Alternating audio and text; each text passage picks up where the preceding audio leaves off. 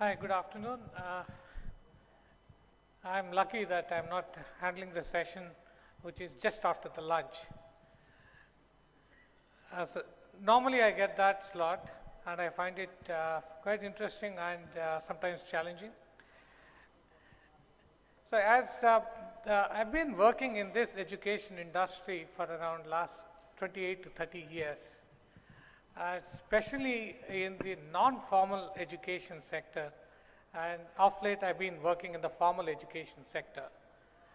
Non-formal education sector, I mean that which is not really granting degrees and certificates and government diplomas, but it is supplementing the education and training for the formal education. So that is generally my experience, and I've been handling or I've been supporting the education across the region in a multicultural environment, multi-language institutions. And my experience is especially from in India, the education system.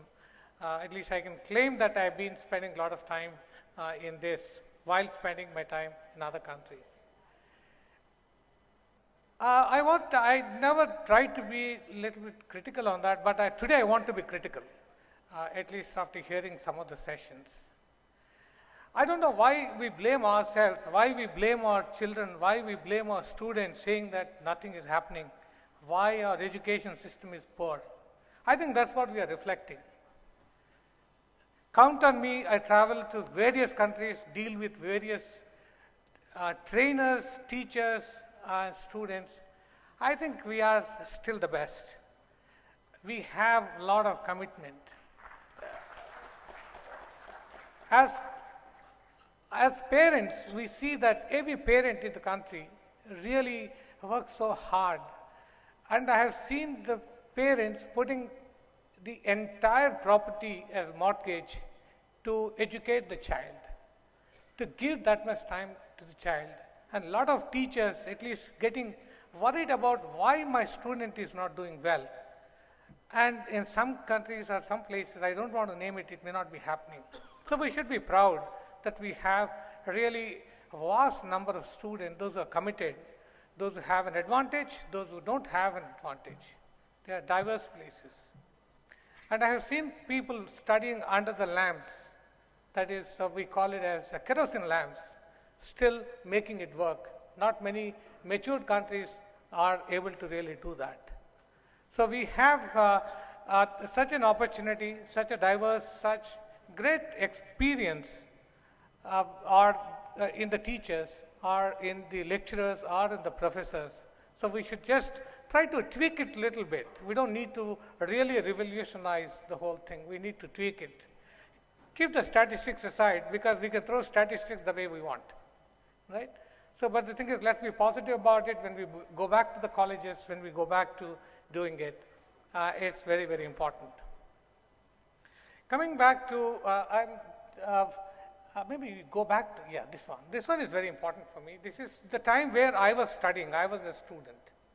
And this is what I had. Can you hold on to the slide one? Next one. Next one. Yeah, just hold on for a second. So this is the place where I was a student, and where I always felt that this is the best which we had. We never thought what would happen later. And if you see that, it is completely different when we move on to the next slide, where this is what is happening today. This is what students are really struggling with. And if you see the next slide, that's the place where our children are today, right? They are busy with technology. They are ready to take on to everything. Please remember, they are available 24/7. I call up my daughter or call up my son anytime. They only respond to me around 1 o'clock their time, saying that, Dad, I'm in the library, or I'm studying, preparing for it, which we never did it. Means they have that enthusiasm. Everywhere, all the students, they have that urge to use, urge to learn. I think the problem is how the faculty members or how the teachers are handling them. That is the issue, nothing else. Are the teachers able to really reach out to them or help them in their environment. I think that's the problem. Or as parents, are we able to support them, or are we really pushing the ideas what we had, what we felt is security, what we felt is, the norm? Are we trying to really push it hard in them? So that could have a negative impact in today's environment. The pressure is high on them. The companies are global in nature. The learning process is much, much faster, much, much precise. Absolutely, they have to learn what they have to do. And the environment is very, very dispersed. And so we have to just make sure the teachers are able to reach out to them on time, effectively, especially using technology. I think that is the link that is missing. We are not prepared. I was a trainer myself when I started my career. Today, if you ask me to kind of go back and train the students of that age, I'm going to fail, quite naturally, because I cannot catch up with them. Even though I work in a technology company, which is really, with a good pace they grow, but still we are not able to do it because the minds are so sharp at that age and the technology is available and the opportunities are too many for them to choose.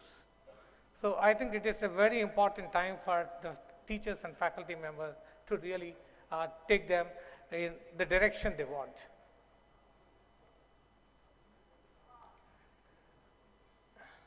So I don't need to say this. If you want, I can share some of the slides. It is, as I mentioned, as I keep on mentioning, it is really a complex environment.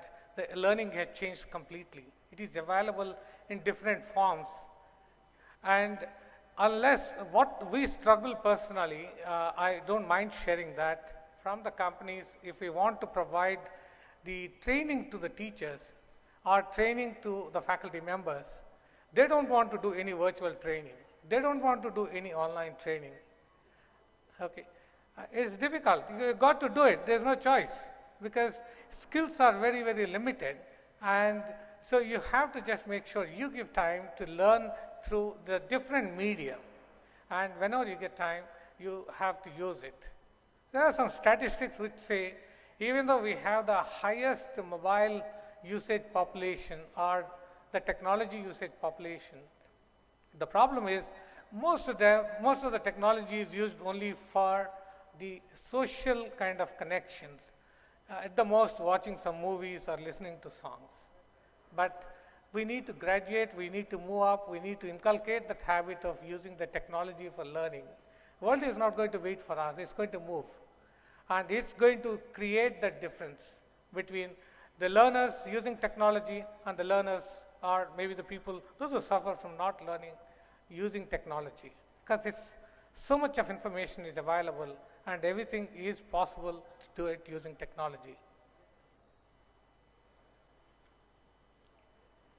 So I thought while talking, we need to really look at how the world is changing in terms of how the balance is changing from what it was.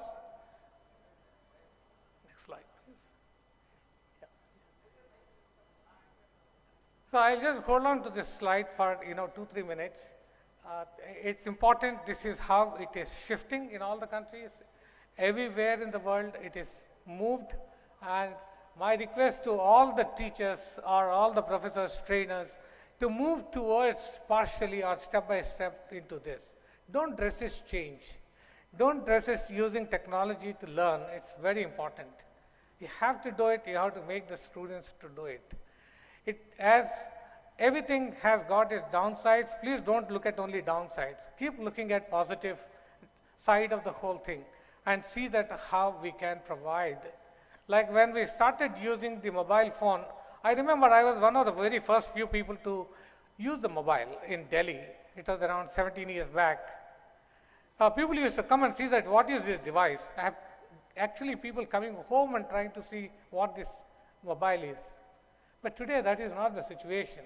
The people have 2 or 3 different types of mobiles. Things have changed. We're using a mobile for various purposes. It's exactly the same way the learning, the content is changing. It is sitting in different places.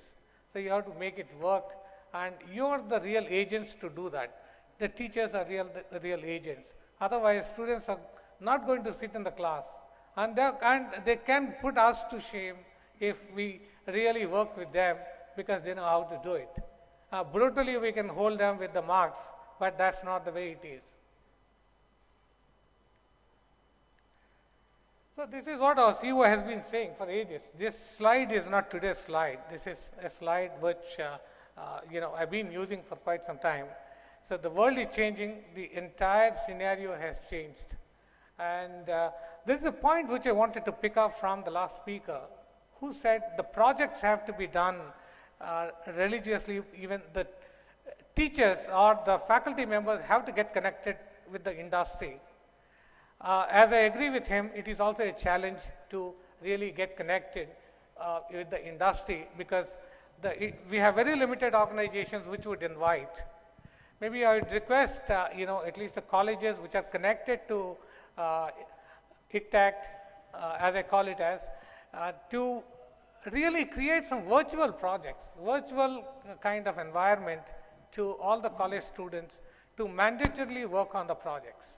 Take it as a project and try to connect it with the virtual projects. Every engineering student has to do 2 or 3 virtual projects. And once they implement, possibly you tell them you get your certificate or degree, or you will be qualified for the for the campus interviews, what normally happens. So encourage them to do that. So provide them that opportunity. You don't need to run after the companies to say we want the students to come for the projects. Create online, virtual interactions as much as possible. So that is the best way of handling in the short term, the gap between the industry and the students, those are ready to take on to jobs.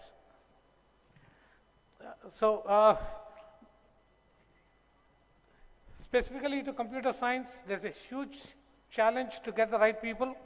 As I said, it is not the students from where they come from. It is not how they behave in the college.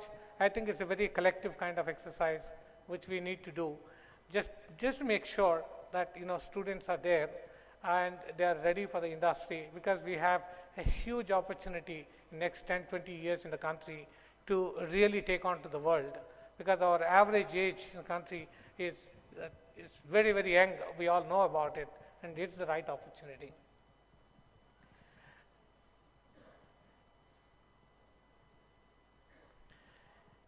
So I won't take more time. This is my last slide, where we put a lot of emphasis from Oracle perspective that we focus on the computer science education.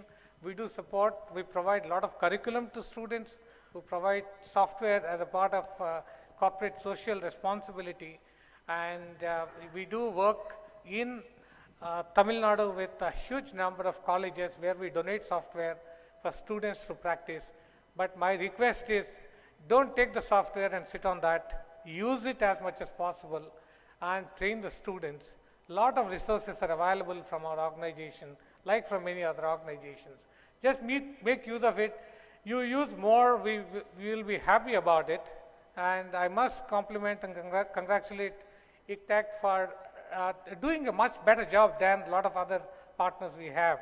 They really, keep working, keep pushing us to provide a lot of things. But I think lots can be done. And I'm also happy to say that in next few minutes after this session, we are going to renew our memorandum of understanding to expand our program to many more colleges in Tamil Nadu, to give software, full support, and the training, access to curriculum, online curriculum, and any expert lectures if you want, we are going to give it to the faculty members and the students. So thank you very much for giving this opportunity to talk to you.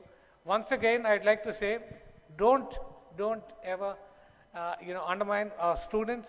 They are everywhere in the world, and they are really taking on, and they are doing a great job. I think it is up to us as teachers, trainers, and faculty members and the institutions, how much we can really give, be positive to them. I'm sure they'll do wonders. Thank you.